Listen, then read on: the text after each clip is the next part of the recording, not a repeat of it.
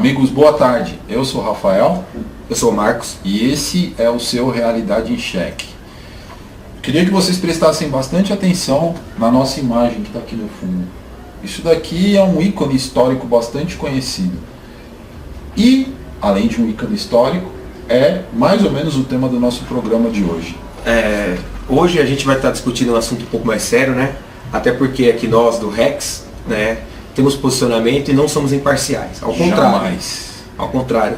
Temos os nossos lados, defendemos eles, né? Claro que tem a parte da brincadeira, da parte, né, da piada, porém, né, nos últimos momentos aí que a gente vem observando, os acontecimentos, assim por diante, a gente não poderia deixar passar batido ou fugir um pouco até da própria proposta do canal e não falar alguns temas que devem, né, estar em pauta no momento. Então, fique claro, nós nos posicionamos temos e um sim, lado. Temos um lado. O que você vê aqui, historicamente é chamado de cavalo de Troia, mais explicitamente conhecido como um presente de grego.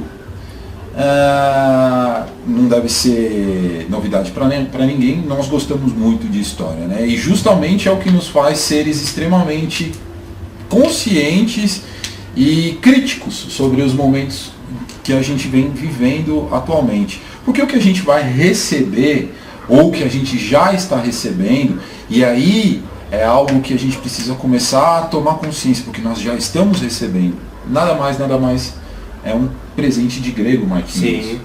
Fazer umas reflexões, Exato. né, umas projeções de algo que já vem acontecendo, né, historicamente, e que nos últimos tempos vem se funilando cada vez mais e prejudicando a você, né, principalmente trabalhador, paga seus impostos, Exatamente. que corre dia a dia, faça chuva, faça sol, e dentro disso trazer, refletir referente ao quê? O que nós, né, cidadãos, né, eu, ele, você, anda fazendo, né, se preocupando de fato, né? Será que estamos passivos demais? E ou assim, estamos intolerantes demais? Exato. E aqui, ó, justamente tocando nesse aspecto da intolerância, vamos deixar isso aqui de lado. A gente não quer saber aqui se você é coxinha, se você é pão com mortadela, se você é centro, se você é esquerda, se você é direita. Para nós, nesse momento, a gente quer saber se você se reconhece como elemento participante da vida social. Sujeito histórico, um né? Sujeito histórico, sujeito político.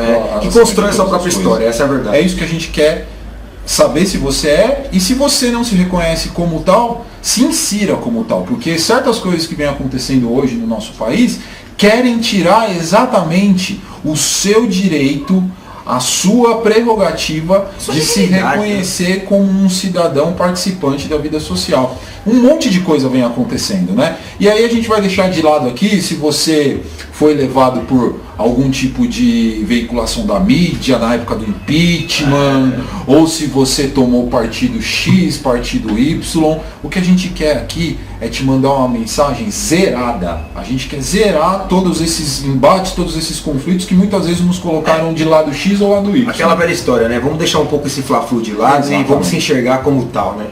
Vamos se entender enquanto classe, enquanto sujeito histórico. Exatamente. E perceber que tudo que está vindo aí, tudo que está sendo discutido, que está sendo mostrado, que está sendo tendo cobertura de um lado ou de outro, tudo é tendencioso. Tudo é tendencioso. E por tudo ser tendencioso, né? Já digo, vou repetir novamente, a gente também tem uma tendência. Sim. E nesse sentido, né, a gente faz jus desse espaço, né, desse ambiente, para mandar essa mensagem. Que é o seguinte, né? O que vem acontecendo recentemente, Rafa, né? A gente está tendo aí ultimamente, né, uma discussão, né, acalorada, né, sobre a questão da reforma da Previdência. Abaixo. Eu vou fazer um exercício.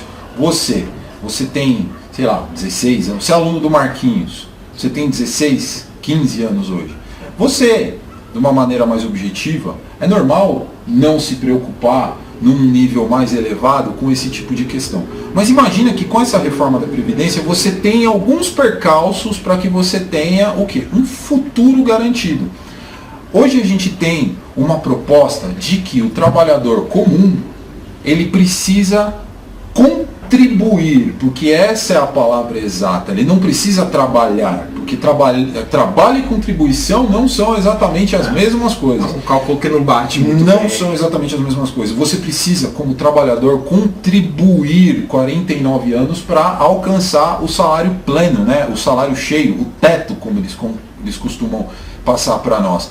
Agora para aqui e pensa, você vai precisar contribuir 49 anos. Você acha, Marquinhos, que a pessoa, dentro desses 49 anos, e isso estabelecendo que ela vai entrar no mercado de trabalho mais ou menos aos 18, 19, 20 anos, a pessoa ela vai contribuir ininterruptamente esses 49 anos? Isso é surreal. Isso não existe. Isso é engodo. Gente. Até porque quem tá promovendo esse tipo de coisa já tem suas aposentadorias garantidas, e eu digo assim, na casa de dezenas de milhares. Né? É muita grana, galera. É muita grana. É fácil, quando o chicote não bate nas costas, exatamente, defender uma parada dessa, né? E o que mais incrível que pareça é esse clima de passividade, né, da população referente a um problema que vai atingi-lo, seja ele agora, como ele falou do exemplo de um rapaz de 16 anos, uma hora vai bater na sua ou até o próprio trabalhador, já está na ativa. E a gente sabe que dentro do sistema não funciona dessa maneira. O sistema ele vai tratar essa questão da forma mais cruel possível. Ele já é cruel, de certa maneira. Então, assim, o que me irrita mais, o que na verdade irrita, né, o que traz mais nós como trabalhadores, né, é assim, é saber que é uma proposta surreal, que não respeita a realidade brasileira, que a gente sabe que ela é muito dinâmica, ela vai além de um cara que acha e aí que é o melhor pra gente. Você falou no ponto principal. Por que você pensa que ele está fazendo essa proposta? Porque tem um rombo na Previdência, ou por qualquer outro motivo. Você pode pegar aí e fazer sua pesquisa através do Google. Todo mundo não chama hoje o Google? Faz a pesquisa. Pai dos burros, né? Você pega e coloca lá os maiores devedores de Previdência Social. São grandes empresas. Eu não vou nomear elas aqui, mas você pode fazer isso na sua casa. São grandes empresas. Agora, esses caras, esses grupos, os grupos que promovem essa proposta hoje em dia, eles trabalham a favor de alguém. Nada é por acaso, Marquinhos. Nada é por acaso. Outro dia, em um outro vídeo, a gente disse, não existe almoço grátis. Não vai existir nunca. Porque hoje, a conversa corrente que existe aí, faz lá uma previdência privada para você se calçar no seu futuro. Você vai fazer previdência privada com quem? É com o Zé ali da padaria da esquina? Ou é com alguém que você conhece? Não. Você vai atrás de bancos. Você vai atrás de entidades financeiras para fazer esse tipo de coisa. E diga-se de passagem, são principalmente os bancos que são um dos, né, que mais absorvem todo esse trabalho, né, toda essa grana que deveria voltar para a gente, são exatamente eles que absorvem. Estão ficando com o que é seu por direito. Então assim, aonde eu chego, né? É inimaginável tal proposta, né? O governo vem anunciando isso, vem jogando pra gente como se fosse a melhor coisa, porque se não fizer isso o Brasil quebra. Mentira. Isso é uma grandíssima mentira. Isso aí é terrorismo, isso aí e a gente não tá falando. E a gente não tá falando porque a gente acha que existem dados que comprovam por A mais B de que não existe rombo na Previdência. E outra coisa, que existem grandes devedores. Sim. Né? Você pega, por exemplo, alguns economistas quando tratam dessa ideia, assim, existe sim a ideia de que um dia a gente vai ter que sim rever, né, a Previdência, rever o formato e tal, mas não dessa maneira. Essa não é a melhor, nunca será a melhor. Você algum dia foi consultado se é esse o tipo de revisão previdenciária que você deseja? Alguém foi perguntado, houve um plebiscito, houve um debate onde você pegar essas partes, porque assim, para nós aqui que moramos, né, uma coisa que eu até comentei um pouco antes da filmagem, para nós que moramos aqui na cidade, urbano, que temos, né, querendo ou não, possibilidades de emprego, seja ele acesso, ou não, tal, né? É uma coisa. E aquele cara que é lá do interior, aquele cara que mora num estado, na região de um estado bem afastado, sem acesso a nada, esse cara, como é que fica a situação dele? Você acha que ele vai ter 69 anos de idade, 50, 60, sei lá, trabalhando lá, só a chuva, ele vai aguentar tal cobrança sobre ele? Nunca! Meu, é aquela história, né? Vou jogar pra gente de novo uma situação de quase semi-escravidão. Exatamente. Né? Aí você vai linkar com essa história de semi-escravidão. A gente também está passando por um outro problema que de uma forma ou de outra é ligado a isso, que é a reforma trabalhista. Acabou de ser aprovado no Congresso essa reforma trabalhista, né, que fala da terceirização irrestrita para qualquer função dentro de uma empresa. Você já parou para pensar o que significa terceirização irrestrita? Você já parou para pensar? Eu acho que um exemplo que a gente leu esses dias aí, ele exemplifica muito bem daquela mulher que foi com estafa até o médico e falou assim, olha, eu não estou aguentando mais porque eu não consigo lidar com a minha própria vida até agora. O que o médico fez? Ele vai lá e começa a problematizar. Mas com o que você trabalha? Eu sou vigilante de alguma entidade financeira XYZ. Ah, e você trabalha como? Eu trabalho no regime mais ou menos de 6x1. Quanto tempo faz que você não tem férias? Eu tô, quantos anos? 4 anos. 4 anos sem férias. E aí o que acontece?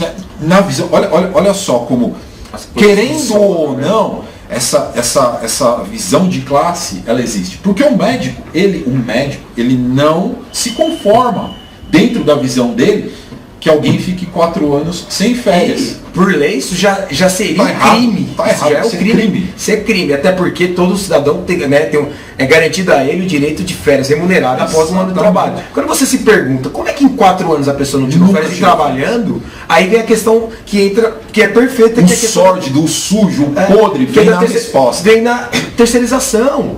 Cara, a terceirização, na verdade, nada mais é do que abrir mão dos seus direitos. Isso. É o que? A empresa delegar para uma outra empresa, né, a responsabilidade que seria dela, porém ela vai gastar menos da metade do que ela gastaria se ela tivesse que contratar para pagar esses direitos básicos. O que são férias, gente, pelo amor de Deus, mas vamos lá.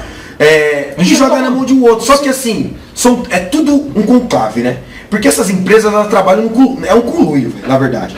Elas trabalham assim, uma fecha, abre a outra, e é tudo igual. O que ele está falando é mais ou menos assim, a mulher ficou 4 anos sem férias, diretamente, né, objetivamente trabalhando para o mesmo patrão. Por quê? Porque ela trabalhava numa empresa, essa empresa esperava chegar em 11 meses o contrato de trabalho dela, a empresa fechava. O que acontecia? Vinha uma outra empresa e assumia. E isso aconteceu 4 anos seguidamente. Aí o médico falou assim, mas e aí? Não posso fazer nada, eu preciso trabalhar. Eu tenho filho, eu tenho um monte de coisas, contas. E qual que era a escolha que o trabalhador tinha? Você pode perguntar, era só a pessoa ir embora. Qual que era a escolha? Se você fica bem, legal, continua com a gente, se não, tchau. Galera, quando a gente fala de trabalho, que ele colocou, você tem uma casa para sustentar, filhos para criar. É outra história. É uma opção até maquiavélica, sim, sabe? É cruel, né? Porque assim, joga pro trabalhador o lado mais, o que eu falo, o trabalhador é o lado mais fraco da corda. Então joga pra cima dele a pior decisão que tem. Porque assim, esse papo, você não tá satisfeito pra procurar outro, você balela. Não existe isso, vai lá e procura o outro. Aí teve um jornalista aí, desculpa a palavra, gente, mas é um baita de um imbecil, que ele trabalha num grande veículo de comunicação, que o cara vem e diz, mas vocês, trabalhadores, vocês não dizem sempre que os empresários são os mais beneficiados com a história toda? Vocês vão ser empresários a partir dessa terceirização irrestrita, porque vocês vão dar nota fiscal. Quer dizer, o cara está comparando o dono do supermercado, o cara está comparando o dono de uma grande cadeia do que, sei lá, do que quer que seja, comigo, com você, que precisa do salário. Não é para fazer especulação financeira, não é para comprar imóveis. Eu preciso do meu salário, assim como você, eu acredito, para viver. E aí, para viver. Não, né, toda essa carga que a gente está jogando aqui, tanto da reforma da Previdência como essa da terceirização, mostra também um outro lado da nossa população. Porque tudo isso está acontecendo agora. Esse vídeo aqui está sendo gravado hoje, mas assim, ele está acontecendo agora, e ele vai continuar acontecendo, e outras reformas vão vir. E a pergunta que eu faço, cadê a gente? Cadê você? Cadê? Né?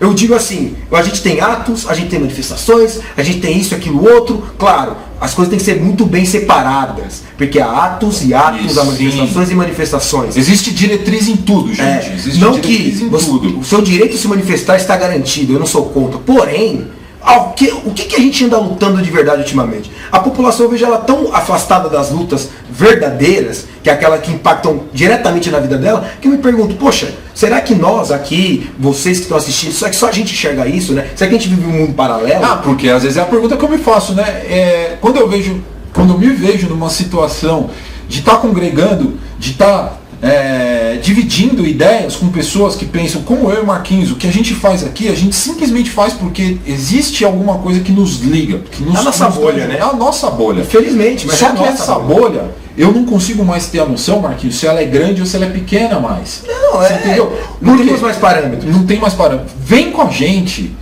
Começa a questionar. Questiona, galera. Sabe? Pega a ideia. Realidade em xeque. Sim, né? Não é à toa o nome desse canal, não é à toa a proposta. Claro que tudo tem um motivo, tudo tem um porquê. Quando a gente usa essa questão de cheque, é de pôr em xeque o quê? O que é o cheque no xadrez? É quando você vai lá e derruba o rei, mano. Exatamente. Você vai lá, acaba com o jogo e vira o jogo. Então assim, até quando a gente vai levar porrada, como dizia o Gabriel Pensador, até quando a gente vai levar porrada e calado?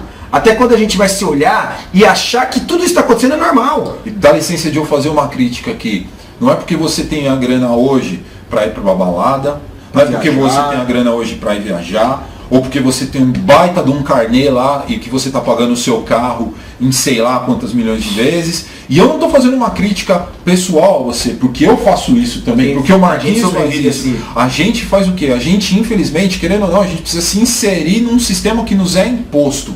Só que eu não posso me furtar o papel de tentar, das maneiras que eu posso, alterar esse sistema para que seja o quê? Algo mais igualitário, algo mais justo para você e para mim.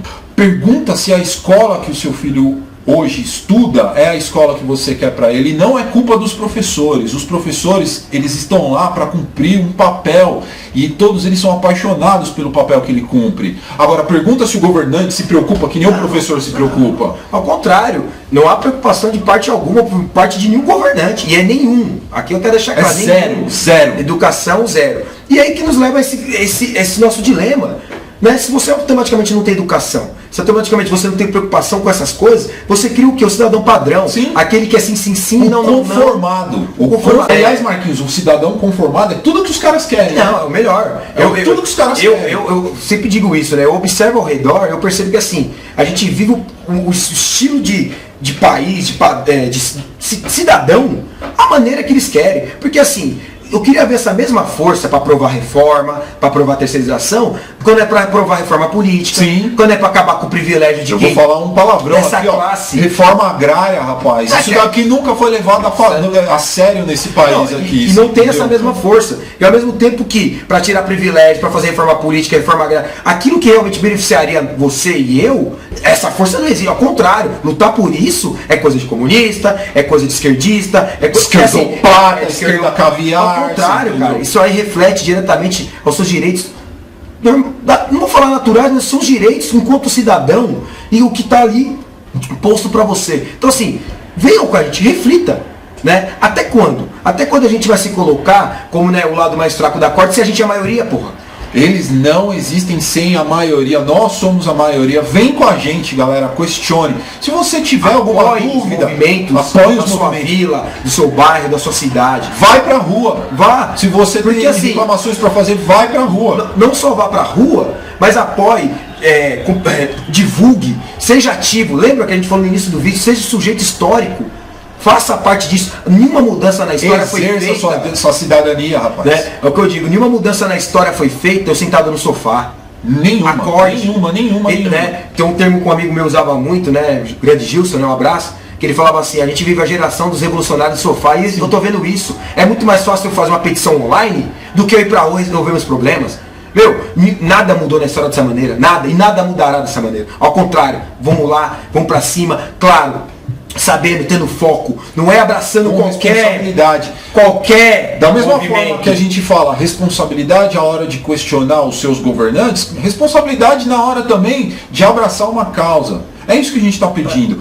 O que a gente está pedindo nada mais é, a gente coloca a realidade em xeque, mas a gente coloca a realidade em xeque com você. A gente precisa de você. Nós somos mais.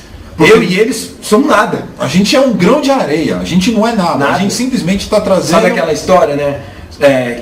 Quem não pode com a formiga, não atiça o formigueiro. Exatamente. Então assim, gente, é um momento delicado, um momento de reflexão e movimento, não só também de reflexão, um momento também de ação, né? Porque a prática tem que andar junto com a teoria. E a gente tem que depois, ali na frente, a gente só vai sobrar o que para nós?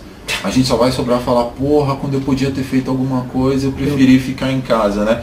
No conforto do meu lar, né? Pensa nisso. Muito obrigado pelo feedback de vocês. A gente tá junto. Sim, antes de mais nada, nenhum direito a menos. Nenhum direito a menos. Valeu, galera. Um abraço para vocês.